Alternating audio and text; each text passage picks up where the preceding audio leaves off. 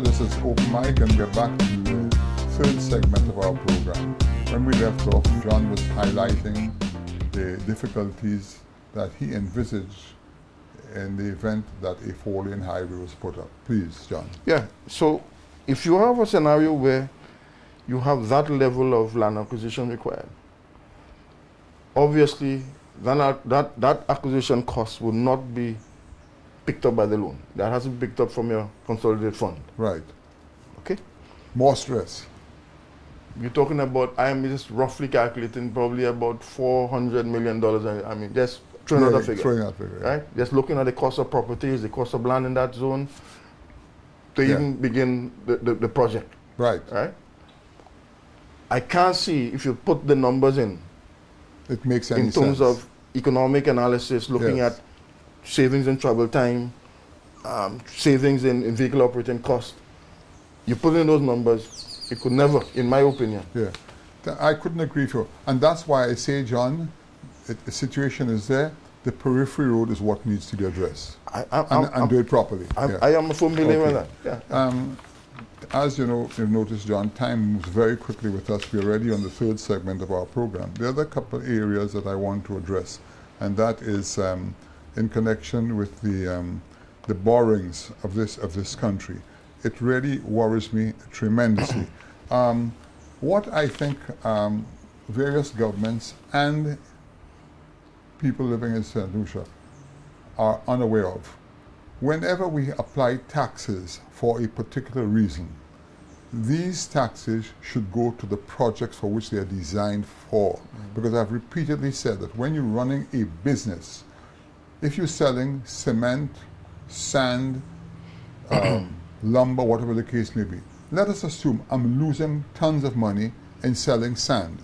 I cannot take my losses to go and pile it on what I'm making on cement.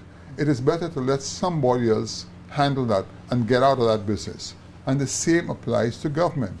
Over the years, I know for one that there's a $2.50 per gallon tax on fuel. And I have no idea what it comes to in dollars.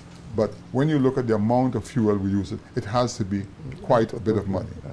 But this money should be earmarked for roads. That's what it's for. That's what fuel tax is.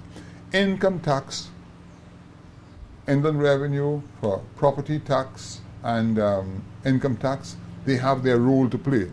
And that is the importance of when one prepares a budget.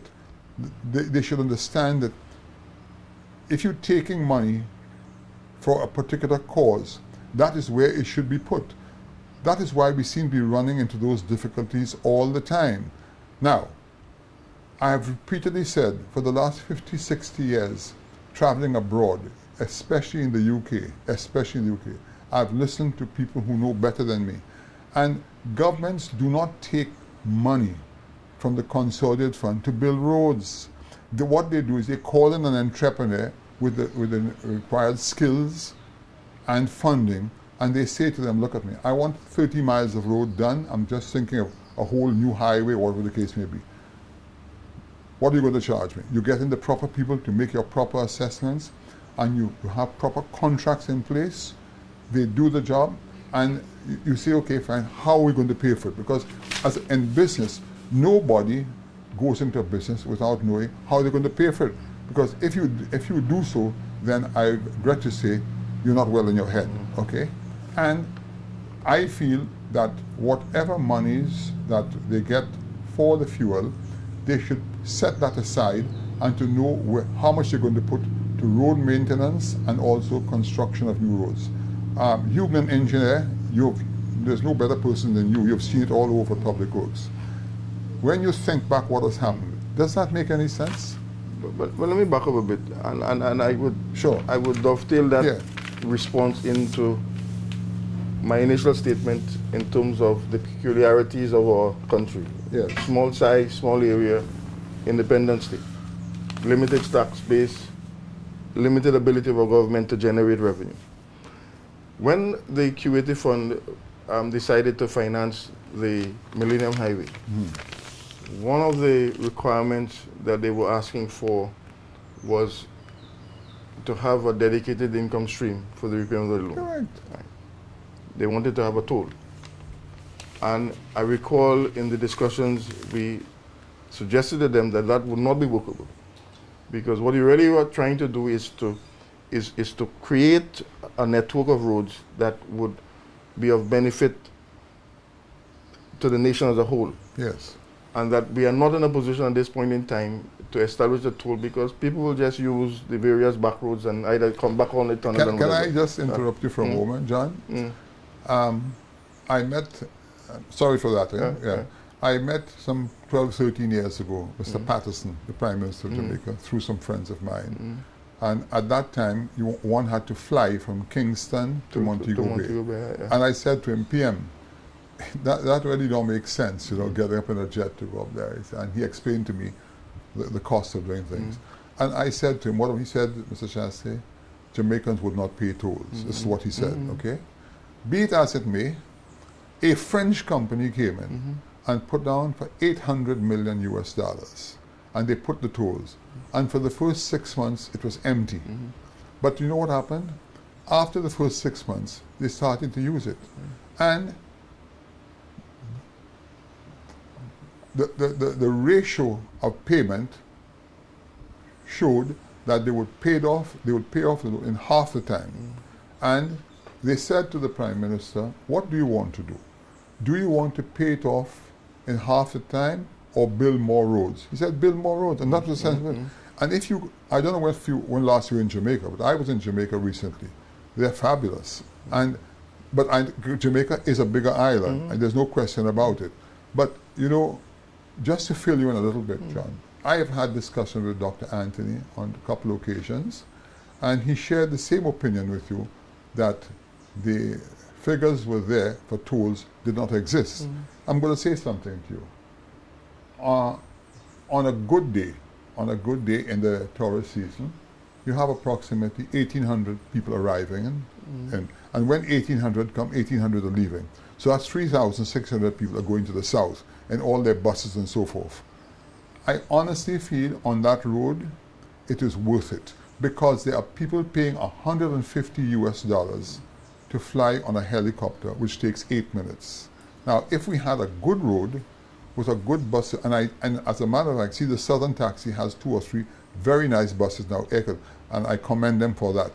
And to me, a person, why would they want to pay $150 US if you had a good road and you're paying, say, I think it's about roughly $25 US a head per person to come up in a car.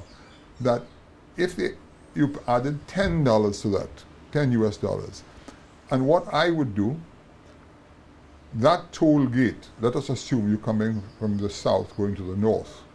Nobody gets into a taxi without a ticket. They have to buy that ticket to go through the toll booth, so you get your money up front. And I tell you why, because I did it before.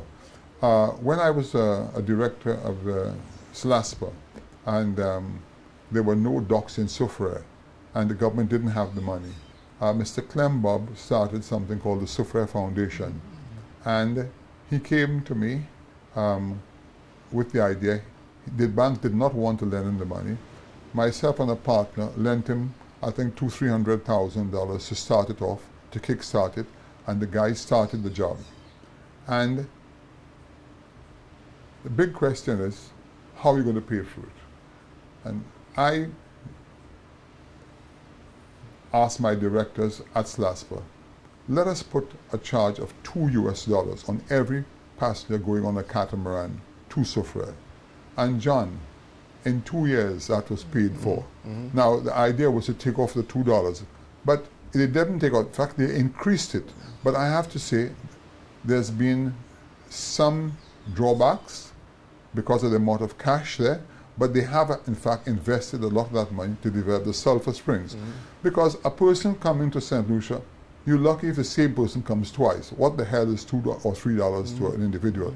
And the same thing applies. Now, you will recall when the last government wanted to build the airport, they slapped on a tax of $35 US. And IATA accepted it, and there's like 10 or 12 million US dollars in the lockbox. So there you go. So these things can in fact be done. But let me complete the story. Sure. What was agreed Yes. in the discussions with the Equity Fund, that there would be a dedicated tax, an earmarked tax on the fuel. Correct. Okay. That's 1994. Okay. Right. There was an understanding between the fund that, okay, what we will do, because it is probably easier to Yes. apply the tax onto the fuel. Yeah, that means that's excellent. For management, right? That is what we would have done. Do you remember offhand the value of that tax? What percent or in dollars? If I'm not mistaken, I mean, I will Yeah, I check wouldn't again, hold you to it, but just roughly. It was $2 or something like that. Probably something similar to the excise tax that is presently there now. Okay. All right. So what was found out was that it is easier to apply a tax to fuel as against going with a toll. Correct. Right. So the question is then, if you look at what can be achieved in terms of income from, let's assume that excise tax or 250, whatever it is now. Yes, yeah. And you take that and you look at it, even if it was earmarked, I would say off the record and without any, dedicated research, that is probably not too different from what is being allocated to the Ministry of Infrastructure at this time. Okay. In terms of the numbers. All right. All right.